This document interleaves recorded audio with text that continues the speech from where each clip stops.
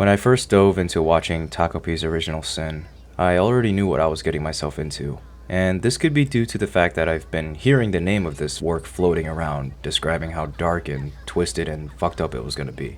I've seen a lot of dark stuff, so I was prepared to watch this, but I wasn't prepared in the way I thought I was going to be. The best way I could describe it is like this. There has not been a show that has left me saying, "What the fuck?" constantly, then leaving me confused and speechless. Not confused as in I don't know what's going on, but confused on how I should feel about this. This show really knows how to play with perception, having a disclaimer at the beginning of the show warning the viewer with depictions of suicide. But then at the same time, the art style of the show looks like something you could watch with your kid. There are some moments where it really feels like you're watching a wholesome kids show, then it immediately reminds you of the dark truth and reality of the show. Not everything is as happy as it seems, not that it ever was. お腹が空いたっぴ苦しいとか寂しいとか誰かに言えたなら魔法だっていらないよ Happy Lucky Toppy 置いていかないで Happy Lucky Toppy 置いていかないで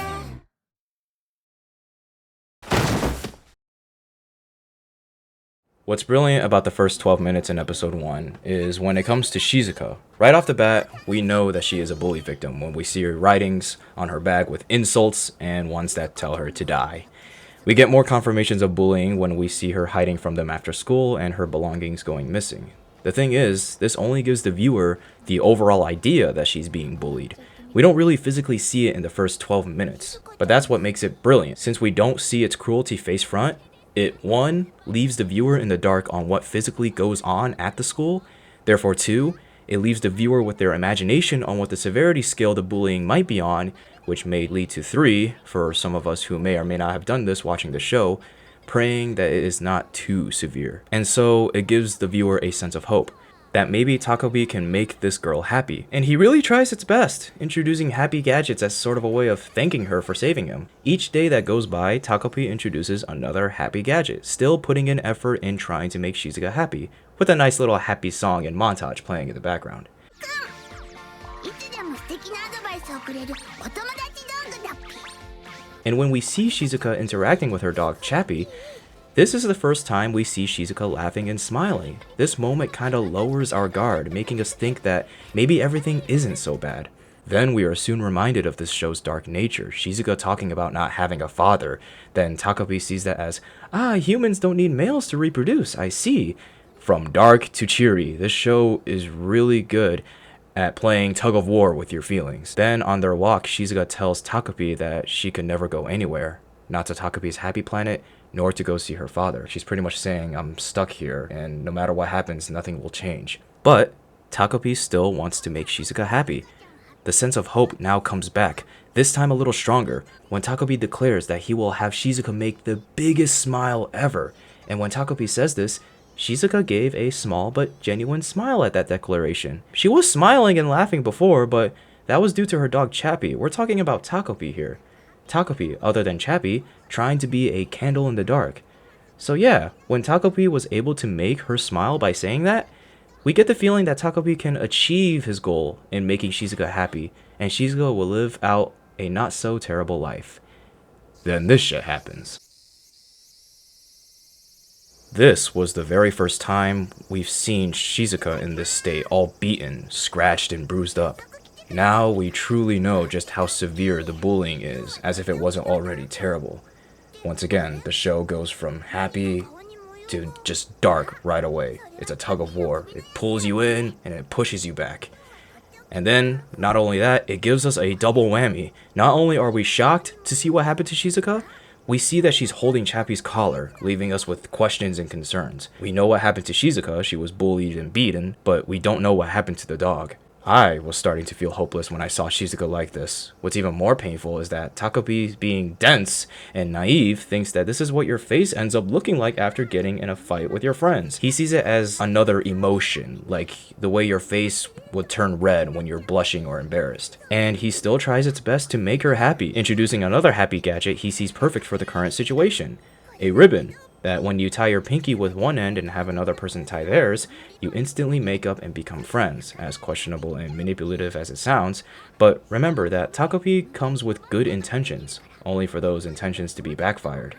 The same goes for the gadgets, and we see more of these happy gadgets used in the wrong way as the show progresses in later episodes. But this one was used in the most sad and heartbreaking way imaginable, taking your own life. This was extremely hard to watch, and I don't want to sound weird when I say this, because I don't want it to sound like I'm glorifying the act of taking your own life, because I'm not, but the directors and animators did a really good job in making this scene feel so disturbing and painful to watch. It's just so raw and real, and it hurts. No music, no exaggerated effects, just the sound of a creaking rope, in this case a ribbon, suspending the lifeless body of a young girl in the air. And when her body falls and hits the ground, it's just so loud in your ears. I've watched this scene countless times, and each time I did, it became more and more difficult to watch, to the point where I just started crying my eyes out.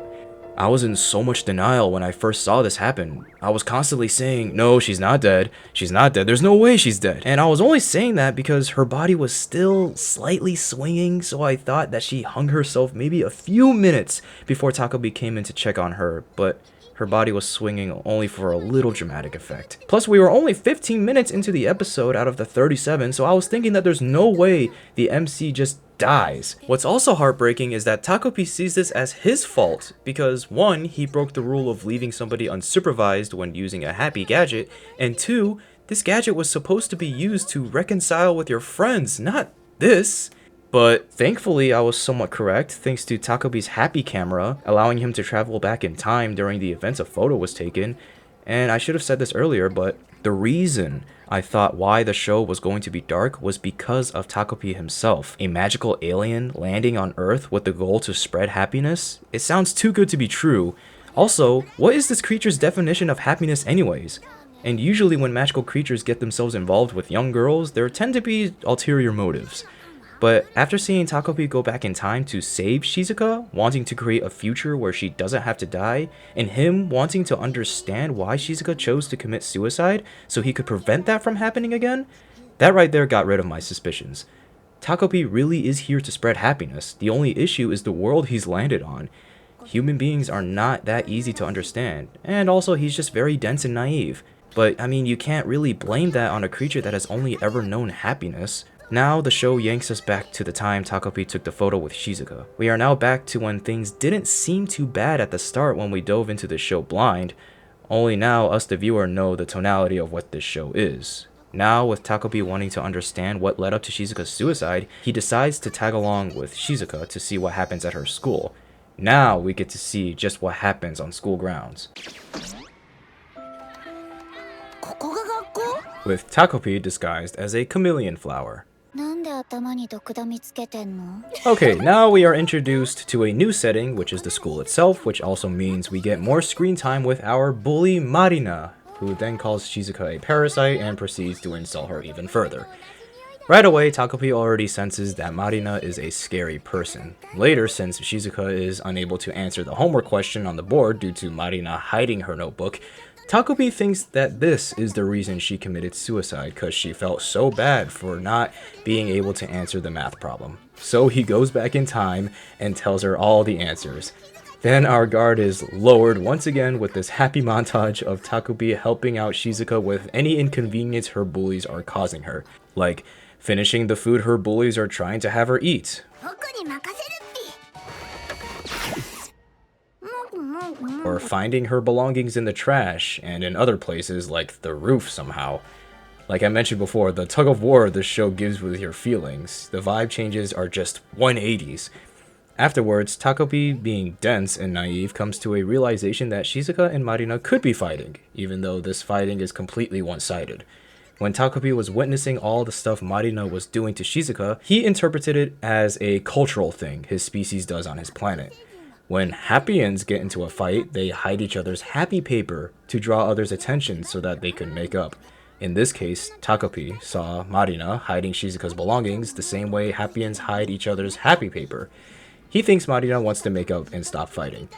Which is perfect timing since later on Marina's friends call out to Shizuka saying that Marina wants to talk to her near the equipment storage room. However, Shizuka is too scared to confront her. So Takopi offers to take her place disguising as her. What's amazing about this particular scene is that it's pretty much teasing you. This scene is pretty much saying this is what Shizuka would look like if she was happy. However, since it's just Takopi in disguise, we don't really get the real happy Shizuka like we want. It is an adorable moment seeing this, but in the end, it's just a false imitation. Fast forward after Marina physically assaults Shizuka, in this case Takopi, we now learn as to why Marina hates her so much, and that is due to Shizuka's mother, who is seeing Marina's father. All of the father's time, money, and attention is being poured to Shizuka's mom, who is an escort, which explains why Marina calls Shizuka a parasite, because she is the daughter of a woman who leeches money off of men. Like mother, like daughter, as she sees it. At this point, Takopi sees this as a hopeless situation and trying to talk things out with Marina, so he rewinds time once again. And the same day goes on like before, only this time Shizuka goes to meet Marina near the equipment storage room instead. And pretty much the same situation happens, only Takopi helps behind the scenes, disguising as Shizuka, crying for help. And things end not too badly, only having Shizuka's face being bruised. Although with only her face being bruised, it still feels like a hopeless situation. However, the show then gives us back that sense of hope when Shizuka says that things around school aren't too bad anymore, and it's all thanks to Takopi. And near the end of the episode, we see Marina return home, and we see that her family issues are just as bad. The mom talks about how her dad is out with Shizuka's mom again, and that he yelled at her. Then blames Marina for not coming home on time, preventing all this from happening. The mom pretty much asks, with all this happening, you're still on my side of things, right? And Marina agrees in fear. I'm pretty sure we all hated Marina for being a bully, but after seeing that her family situation is just as, if not worse and unstable, you honestly cannot blame the children in this show for how they act. So, there's episode 1, and here's what we've learned so far in this first episode. Takopi literally has no ulterior motives or bad intentions. He is literally a creature that has only ever known happiness and plans to spread said happiness to the world. That's it. And although he is dense and naive, but you can't blame him because happiness is all he's ever known, he still tries to learn and understand how humans are, in this case, Shizuka and Marina. And speaking of Shizuka and Marina, they both have something in common. Shitty parents.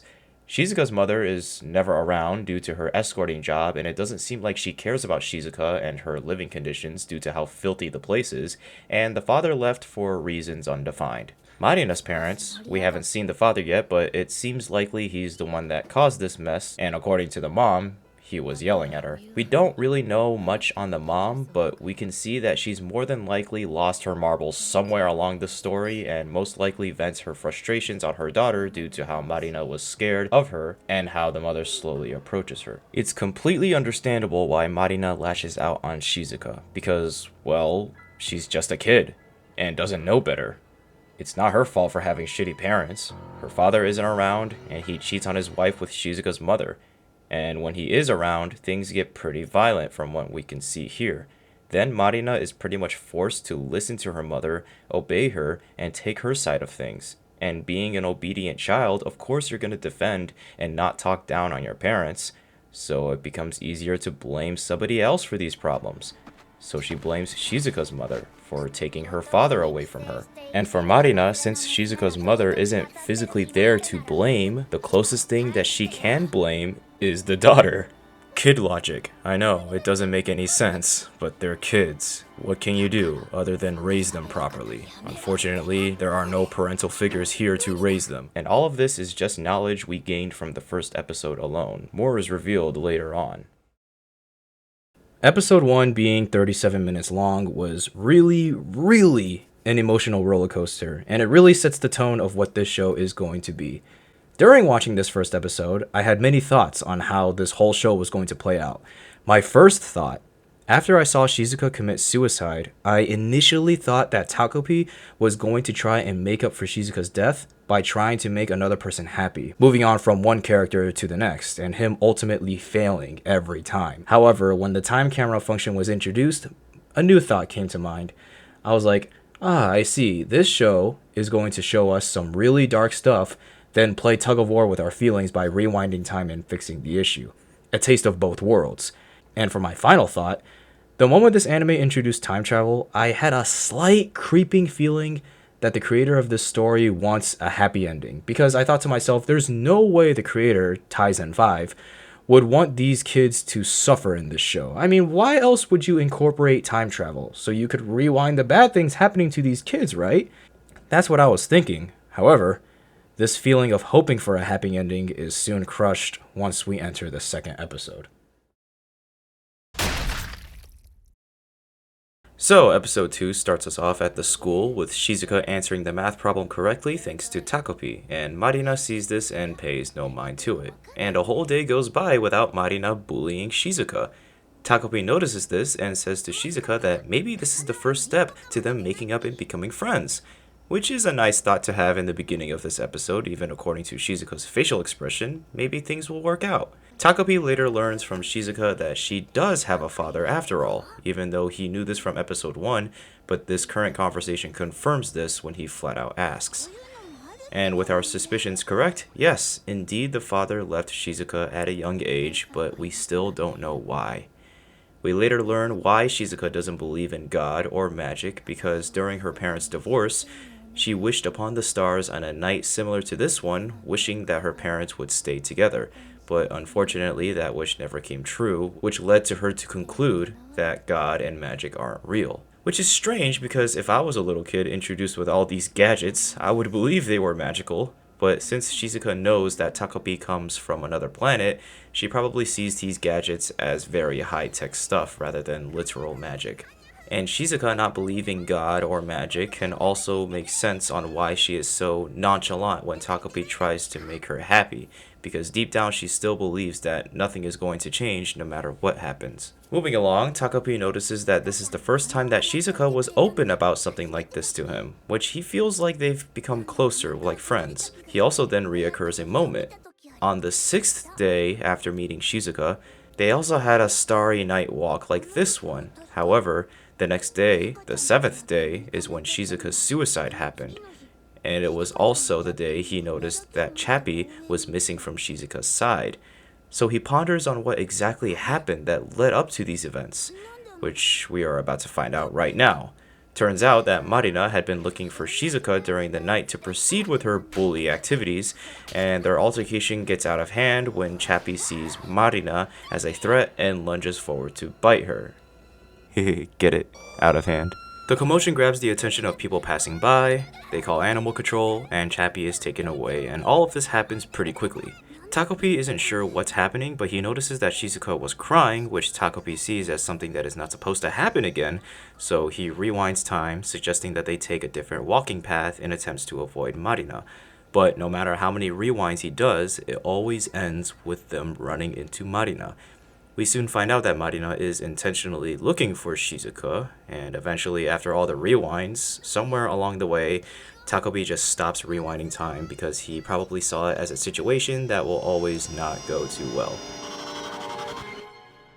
Now we see Shizuka sitting on a bench inside the animal shelter, and aside from the opening of the show, we get to see the mother for the first time, and yeah, she seems like a fucking piece of shit that doesn't really care. She goes and lies to Shizuka, saying Chappie is going to live with her father, even though we find out later in the show that Chappie was very more than likely put down. Then goes on saying that she's going to apologize to Marina's parents just to save face in front of Marina's father, which she is seeing. Then she says to Shizuka, "Please spare me the trouble." Yeah, go fuck yourself. Then instead of questioning the well-being of her kid, she asks, "Why are you wearing a chameleon flower in your hair?" Like, that's the most fucking important concern. Moving along, even though Takopi's attempts in preventing Chappie from being taken away ends in failure, he still never gives up on trying to make Shizuka happy because he believes that Chappie is alive living at Shizuka's father's place. Shizuka, however, is clearly super depressed, but Takopi still tries to cheer her up. Nothing seems to work, so he figures that maybe if Shizuka sees all her friends at school, then maybe it'll cheer her up. Yeah, no, Marina confronts her about the Chappie incident, but one of the other students, Azuma, which we've seen before in the first episode, passively breaks up the situation by telling Marina we need to go to the next class. Poor Azuma, just trying to help. He has no idea what he's about to get involved with. The rest of the school day, Shizuka doesn't say a word, according to the dialogue between the bullies, and Marina decides to find Shizuka after school, and she tells the girls to go home without her. Marina finds Shizuka and says, "Let's talk about your dog, Chappie." And that got Shizuka to finally speak and say, "Okay." Chappie is literally all she cares about, so any information about what happened to Chappie is worth hearing.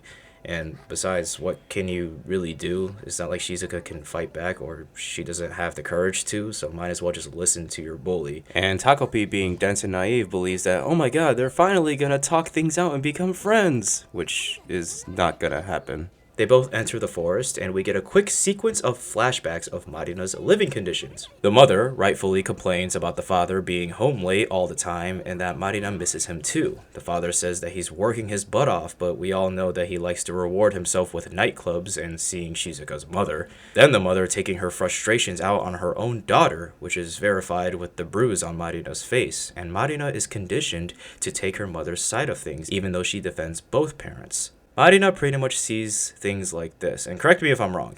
If Shizuka wasn't around, then Shizuka's mother wouldn't be around, which means the father wouldn't cheat with Shizuka's mother, which means the father would be giving his love and attention to the family, and the mother would be sane again, not physically abusing her daughter.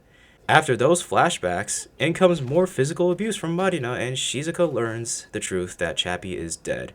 Marina then vents out her frustrations, telling Shizuka that you don't have a father, don't have a caring mom, no friends, and nobody cares about you. So why don't you just die too?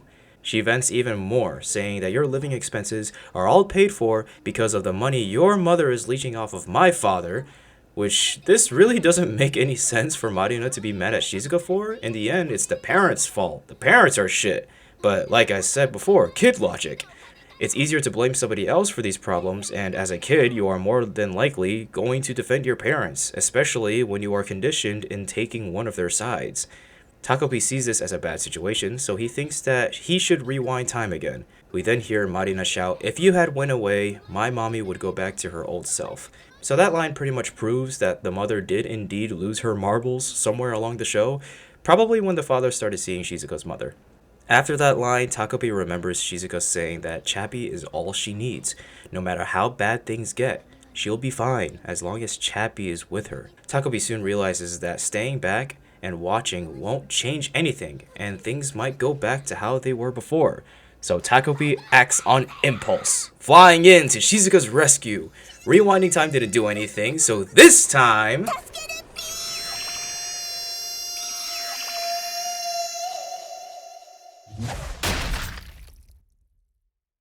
The amount of tension and suspense we are left with this black screen is just jaw-dropping, and once the screen unfades, we're left with Takopi and Shizuka blankly staring at Marina's lifeless corpse, and nothing but the sound of crying cicadas in the background.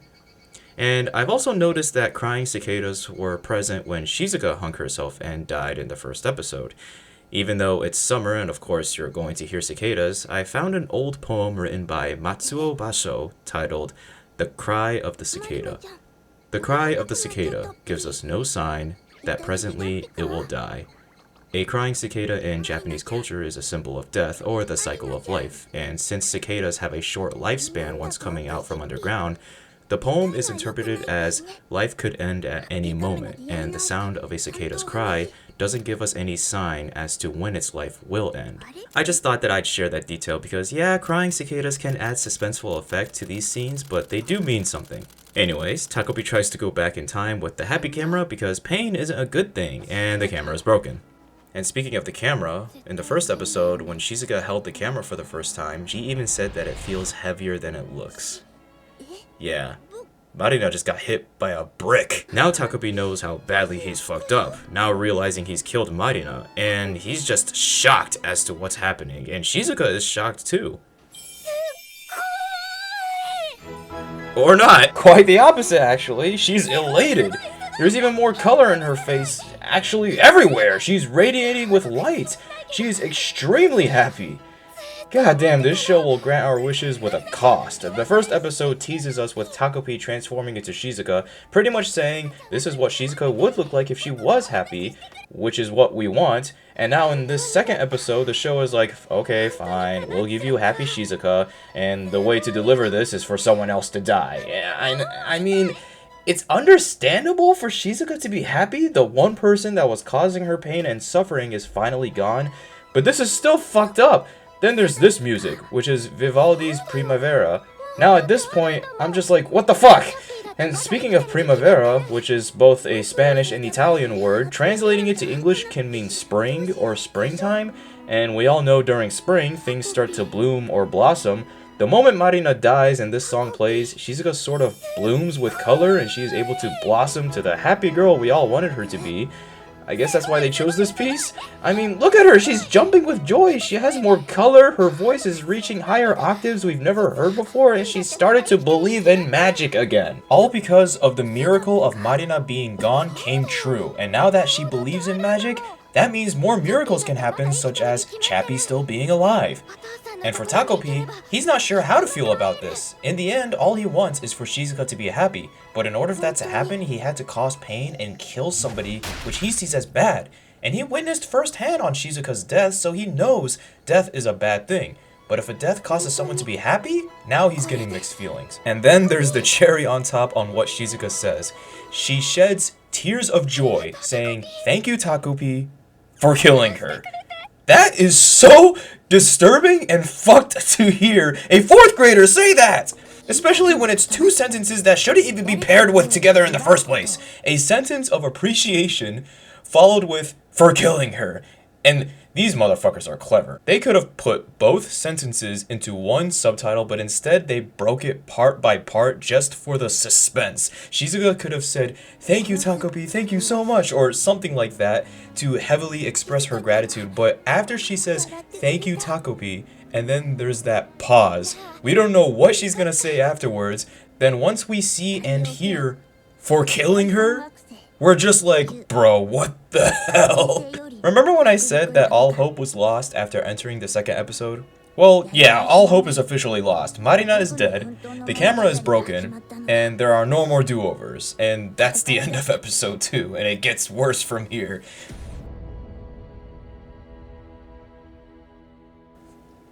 And I will just leave it at that. I will be covering episodes 3 and 4 later on in the future, so stick around for that. But if you guys enjoyed this video, be sure to like this video and leave a comment on what you think of this video. And I'll see you guys next time.